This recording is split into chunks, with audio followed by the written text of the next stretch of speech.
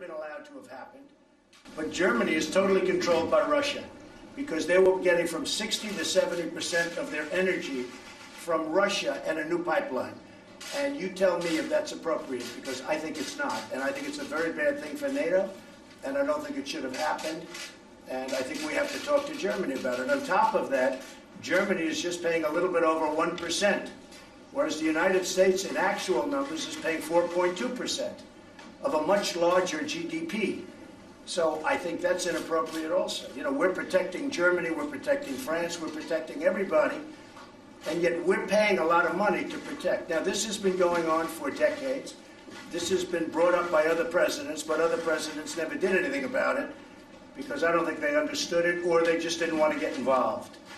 But I have to bring it up because I think it's very unfair to our country, it's very unfair to our taxpayer. And I think that these countries have to step it up, not over a 10-year period, they have to step it up immediately. Germany is a rich country.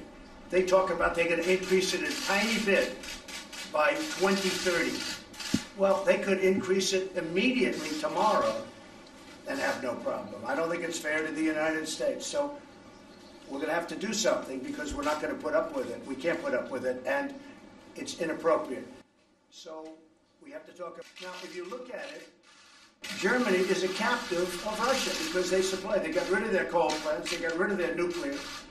They're getting so much of the oil and gas from Russia. I think it's something that NATO has to look at. I think it's very inappropriate. You and I agree that it's inappropriate. I don't know what you can do about it now, but it certainly doesn't seem to make sense that they pay billions of dollars to Russia, and now we have to defend them against Russia. You know, NATO is an alliance of 29 nations, and there are sometimes differences and different views and also some disagreements. And the gas pipeline from Russia to Germany is one issue where allies disagree. But the strength of NATO is that despite these differences, we have always been able to unite around our core task to protect and defend each other because we understand that we are stronger together than apart.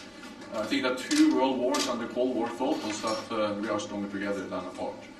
But how can you be together when a country is getting its energy from the person you want protection against or from the group that you want protection? Because you understand that when we stand together, also when dealing with Russia, we are stronger. I think what we have seen is that... No, you're just making Russia richer. Well, you're not dealing with Russia, you're making Russia richer.